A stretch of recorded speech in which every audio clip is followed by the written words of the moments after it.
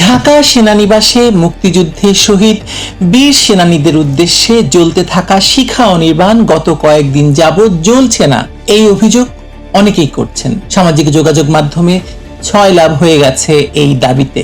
কোনো দৈনিক পত্রিকা, টেলিভিশন এই রিপোর্ট করেনি, ফলে এর সত্যতা যাচাই করা সম্ভব হয়নি। এমনিতে সেনাবাহিনীর পক্ষ থেকে কথায় কথায় বিবৃতি এবং বিজ্ঞপ্তি প্রকাশ করা হয়। অবৈধ ইউনূসের আমলে প্রায় প্রতিদিনই সেনা সদর থেকে, আইএসপিআর থেকে বক্তব্য দেওয়া হতো, কিন্তু শিখা অনির্বাণ নিভিয়ে দেওয়া হয়েছে, এরকম একটি বড় অভিযোগ সর্বত্র আলোচিত হওয়ার পরও কেন সেনা সদর থেকে এখনো পর্যন্ত কোনো বিবৃতি দিয়ে বিষয়টি পরিষ্কার করা হচ্ছে না বলুন তো? এতেই বোঝা যাচ্ছে যে ডাল মে জরুর কুছ কালা হ্যায়, নাকি পুরো ডালটাই পচে কালো হয়ে গেছে, সেটাই বা কে বলবে। ইউনূস রিসেট বাটন টিপে মুক্তিযুদ্ধকে মুছে দিতে চেয়েছিলেন। ধানমন্ডি ৩২ থেকে শুরু করে দেশের সর্বত্র মুক্তিযুদ্ধের স্মৃতিচিহ্ন নষ্ট করে দিয়েছিলেন। এর মধ্যে শিখা অনির্বাণও যদি বন্ধ করে দেওয়া হয়, তাহলে ঠেকাবে কে বলুন তো? আখেরে ক্ষমতা দখল করে ইউনূসকে বসিয়েছিল তো সেনাবাহিনী। তারাই জাতির পিতার ভাস্কর্য ভেঙেছে, তারাই হাসনাত সার্জিসের মতো দুর্বৃত্তদের নিয়ে মাথায় করে নেচেছে। তারা শিখা অনির্বাণ বন্ধ করে দিতেই পারে, কি পারে না?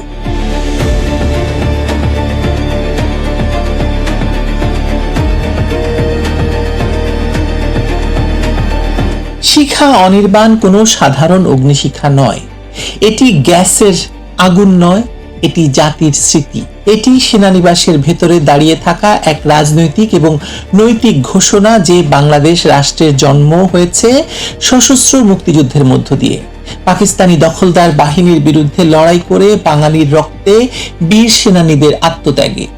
তাই এই শিখা যদি সত্যি নিভে থাকে কিংবা ইচ্ছাকৃতভাবে নিভিয়ে দেওয়া হয়ে থাকে, নিভিয়ে রাখা হয়ে থাকে, তাহলে সেটি শুধু একটি স্থাপনা অবহেলার ঘটনা নয়, সেটি হবে মুক্তিযুদ্ধের রাষ্ট্রচিন্তার বিরুদ্ধে এক প্রতীকী বিদ্রোহ। আর যদি অভিযোগটি মিথ্যা হয়, তাহলে সেনা সদর নীরব কেন? আইএসপিআর নীরব কেন? যে সেনা সদর ছোটখাটো বিষয়ে বিবৃতি দিতে পারে, সামাজিক মাধ্যমে আলোচনা হলে বা সমালোচনা হলে প্রতিবাদ জানাতে পারে, রাজনৈতিক ঘটনাবলিতে নিজেদের অবস্থান ব্যাখ্যা করতে পারে, করে হচ্ছে তারা শিখা অনির্বাণের মতো মুক্তিযুদ্ধের পবিত্র প্রতীক নিয়ে ওঠা জনসন্দেহের জবাব দিচ্ছে না কেন? একটি ছবি দিলেই তো হয়, একটি ভিডিও দিলেই তো হয়ে যায়, একটি বাক্য বললেই তো শিখা অনির্বাণ জ্বলছে, অভিযোগটি মিথ্যা, কিন্তু সেটিও করা হচ্ছে না। এই নীরবতা তাই সন্দেহ বাড়াচ্ছে, প্রশ্নকে আরো ধারালো করছে, উস্কে দিচ্ছে। এখানে আসল প্রসঙ্গ হলো অবৈধ ইউনূস শাসনের সেই কুখ্যাত রিসেট বাটন রাজনীতি। ইউনূস যখন বলেছিলেন তরুণরা রিসেট বাটন চাপ দিয়েছে, তখন সেটিকে অনেকে হয়তো সংস্কারের ভাষা হিসেবে নিয়েছিলেন। পরে তার প্রেস উইং একটা ব্যাখ্যা দিয়েছিল।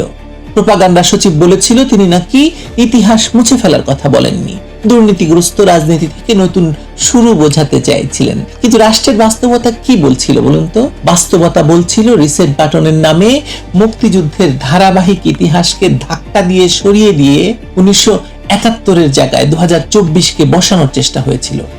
মুক্তিযুদ্ধের বিজয়কে তথাকথিত জুলাই সন্ত্রাসের নিচে চাপা দিয়ে দেওয়া হয়েছিল। এটাই সবচেয়ে বিপজ্জনক। 2024 সালের সহিংস রাজনৈতিক অস্থিরতাকে কেউ আন্দোলন বলতেই পারেন, কেউ তথাকথিত গণ অভ্যুত্থানও বলতে পারেন, কিন্তু সেটিকে 1971 সালের মুক্তিযুদ্ধের সঙ্গে এক পাল্লায় তোলা শুধু ইতিহাস বিকৃতি নয়, এটি একটি অপরাধ, ভয়াবহ অপরাধ। 1971 ছিল একটি ঔপনিবেশিক সামরিক দখলদার রাষ্ট্রের বিরুদ্ধে জাতির স্বাধীনতার যুদ্ধ, যেখানে 30 লাখ মানুষ শহীদ হয়েছেন, 2 লাখ মা বোন ধর্ষিত হয়েছেন, কোটি মানুষ ঘর ছাড়া হয়েছেন। আর 2024 ছিল ক্ষমতা দখলের রাজনৈতিক প্রক্রিয়া, যেখানে ছাত্র আন্দোলনের আবরণে বহু শক্তি, বহু বিদেশি স্বার্থ, বহু প্রতিশোধ পরায়ণ রাজনৈতিক গোষ্ঠী নিজেদের হিসাব মিলিয়েছে। 1971 বাংলাদেশ সৃষ্টি করেছে, 2024 বাংলাদেশের উপর ক্ষমতার নতুন বন্দোবস্ত চাপিয়েছে। এই দুই ঘটনাকে একই পাল্লায় ওজন করা মানে বাংলাদেশের জন্মদাতাকে দখলদারের সঙ্গে এক আসনে বসানো। আর এই কাজটি হঠাৎ হচ্ছে না। দেখুন, পাঠ্যক্রমে প্রশ্নপত্রে, জাতীয় ভাষণে, মিডিয়ার প্রচারে সবখানে এক নতুন ইতিহাস তৈরির চেষ্টা চলছে। বাংলাদেশের অভ্যুদয়ের প্রশ্নে মুক্তিযুদ্ধের পরিবর্তে তথাকথিত গণ অভ্যুত্থান ঢোকানো হয়েছে। 1969-এর মহান গণ অভ্যুত্থান, ভাষা আন্দোলন, 6 দফা, মুক্তিযুদ্ধ, গণহত্যা, মুজিবনগর সরকার, সেক্টর কমান্ডার, বীর মুক্তিযোদ্ধা এসবকে পাশ কাটিয়ে 2024কে নতুন সূচনা হিসাবে প্রতিষ্ঠা করার চেষ্টা এখনো চলছে। যেন বাংলাদেশ 1971 সালে জন্মায়নি, জন্মেছে 5 আগস্টের পরে। যেন বীর মুক্তিযোদ্ধারা রাষ্ট্রের ভিত্তি নয়, বরং নতুন ক্ষমতার চোখে তারা অস্বস্তিকর স্মৃতি, তাই তাদেরকে গলায় জুতোর মালা পরিয়ে ঘোরানো হয়েছে। অবৈধ ইউনূস শাসন আমলে মুক্তিযুদ্ধ এবং মুক্তিযোদ্ধাদের প্রতি আচরণ দেখলেই আপনি বিষয়টি পরিষ্কার হয়ে যাবে আপনার কাছে। মুক্তিযোদ্ধাদের সম্মান ক্ষুণ্ণ করা হয়েছে, তাদের অবদানকে দলীয় ট্যাগ দিয়ে খাটো করা হয়েছে, মুক্তিযুদ্ধের পক্ষের মানুষকে রাষ্ট্রীয় শত্রুর মতো দেখানো হয়েছে। জাতির পিতার স্মৃতি আক্রমণের মুখে পড়েছে, মুক্তিযুদ্ধের প্রতীকগুলোকে পুরনো রাজনীতির অংশ হিসেবে দেখানোর চেষ্টা হয়েছে এবং ভেঙে ফেলা হয়েছে অনেক ক্ষেত্রে। আর যারা 1971-এর কথা বলে তাদের অনেককে এমন ভাবে চিত্রিত করা হয়েছে যেন তারা আধুনিক বাংলাদেশের বাধা। সবচেয়ে বেপরোয়াভাবে যুদ্ধাপরাধী জামায়াত ইসলামী এবং তাদের ছাত্র সংগঠন ইসলামী ছাত্র শিবির এনসিপি এই শাসনামলে রাষ্ট্রীয় এবং সামাজিক পরিসরে স্বাভাবিকীকরণের সুযোগ পেয়েছে। যে সংগঠন 1971 সালে পাকিস্তানি হানাদারদের সহযোগী হয়ে বাঙালি হত্যায় অংশ নিয়েছে, আগুন দিয়েছে, নারী ধর্ষণে অংশ নিয়েছে, সেই সংগঠন আজ রাষ্ট্রের প্রশ্রয়ে পুনরুজ্জীবিত। এটাই তো রিসেট বাটনের আসল চেহারা। এটাই তো রিসেট বাটনের মাধ্যমে সাজাপ্রাপ্ত, মৃত্যুদণ্ডপ্রাপ্ত যুদ্ধাপরাধী এখন সংসদ সদস্য। মুখে বলে ইতিহাস মুছব না, কাজ করে ইতিহাসের উপর নতুন কালি ঢেলে দেওয়া। এই জায়গায় সেনাবাহিনীর দায়িত্ব তো আরো বড়, কারণ বাংলাদেশের সেনাবাহিনীর নৈতিক জন্ম সনদ 1971। এই বাহিনীর ইতিহাস শুরু কোনো ব্যারাকের ফাইল থেকে নয়, শুরু হয়েছে যুদ্ধক্ষেত্র থেকে। এই বাহিনীর বীরত্বের মানদণ্ড দাঁড়িয়ে আছে সেই মুক্তিযোদ্ধা সেনা সদস্যদের উপর যাদের স্মরণে শিখা অনির্বাণ জ্বলে। ফলে সেনাবাহিনী যদি শিক্ষা অনির্বাণ নিয়ে নীরব থাকে তাহলে সেটি শুধু প্রশাসনিক ব্যর্থতা নয়, নিজের জন্মস্মৃতির প্রতি অবহেলা। আর যদি এই নীরবতা রাজনৈতিক বিবেচনায় হয় তাহলে সেটি আরো ভয়ঙ্কর, কারণ মানুষ এখন আর সরলভাবে কিছু নিতে পারছে না। মানুষ দেখছে কিভাবে 2024কে দ্বিতীয় স্বাধীনতা বলা হচ্ছে। মানুষ দেখছে কিভাবে মুক্তিযুদ্ধের ইতিহাসকে সরকারি বক্তব্যে ক্রমশ ছোট করা হচ্ছে। মানুষ দেখছে কিভাবে মুক্তিযুদ্ধের বাংলাদেশকে ধীরে ধীরে এমন এক রাজনৈতিক সংস্করণে ঠেলে দেওয়া হচ্ছে যেখানে 1971 অস্বস্তিকর, বঙ্গবন্ধু অস্বস্তিকর, মুক্তিযুদ্ধ বা মুক্তিযোদ্ধারা অস্বস্তিকর। কিন্তু 2024-এর তথাকথিত বিপ্লব পবিত্র। এই পবিত্রতার রাজনীতি আসলে ভয়ঙ্কর, কারণ যে রাজনীতি নিজের ক্ষমতার বৈধতা প্রতিষ্ঠা করতে পুরনো ইতিহাস মুছে ফেলতে চায়, সে রাজনীতি শেষ পর্যন্ত প্রতীক আক্রমণ করে। একদিন প্রশ্নপত্র বদলাচ্ছে, একদিন ভাষা বদলায়, একদিন স্মৃতিস্তম্ভ অবহেলিত হয়, ভেঙে ফেলে, একদিন শিখার আগুন নিয়ে সন্দেহ ওঠে।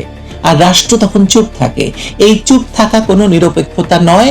রাষ্ট্র যখন ইতিহাসের প্রশ্নে মুখ বন্ধ রাখে তখন ইতিহাস বিরোধীরা কথা বলে। রাষ্ট্র যখন মুক্তিযুদ্ধের প্রতীকের পক্ষে দাঁড়ায় না তখন মুক্তিযুদ্ধ বিরোধী শক্তি মাঠ পায়। প্রশ্ন তো একটাই, শিখা অনির্বাণ জ্বলছে কি জ্বলছে না? যদি জ্বলে প্রমাণ দিন, যদি সাময়িকভাবে বন্ধ থাকে কারণ বলুন, যদি রক্ষণাবেক্ষণের কাজ চলে জানিয়ে দিন, যদি অভিযোগ মিথ্যা হয় মিথ্যুকদের বিরুদ্ধে পরিষ্কার বক্তব্য দিন, কিন্তু নীরব থাকবেন না। কারণ এই নীরবতা এখন শুধু একটি শিক্ষা নিয়ে নয়, এটি মুক্তিযুদ্ধের মর্যাদা নিয়ে, এটি সেনাবাহিনীর ঐতিহাসিক দায় নিয়ে, এটি রাষ্ট্রের জন্ম পরিচয় নিয়ে। আমি ব্যক্তিগতভাবে বিশ্বাস করি না যে সশস্ত্র মুক্তিযুদ্ধের মাধ্যমে অর্জিত বাংলাদেশের সেনাবাহিনী তাদেরই বীর সেনানীদের স্মৃতির উদ্দেশ্যে প্রজ্বলমান শিখা অনির্বাণ নিভিয়ে দেবে বা দিতে পারে।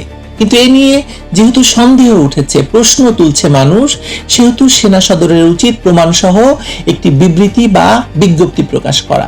না হলে মানুষ বিশ্বাস করবে যে ইউনূসকে ক্ষমতায় বসানোর কারিগর সেনাপ্রধান জেনারেল ওয়াকারুজ্জামান হয়তো এতটাই ধর্মবিশ্বাসী হয়ে গিয়েছেন যে হজ থেকে ফিরে এসে দাড়ি রাখার মতো অতিরিক্ত ধর্মীয় বিধান মানার প্রমাণ হিসাবে শিখা অনির্বাণ নিভিয়ে দিয়েছেন। শিখা অনির্বাণ নিভেছে কি নেভেনি, নেভানো হয়েছে কি হয়নি, তার প্রমাণ তো ওয়াকারুজ্জামানকেই দিতে হবে জনগণের কাছে, তাই না? প্রমাণটা দিয়ে দিলেই তো হয়ে যায়। ব্যাটা চুকে যায়। ভালো থাকুন সবাই।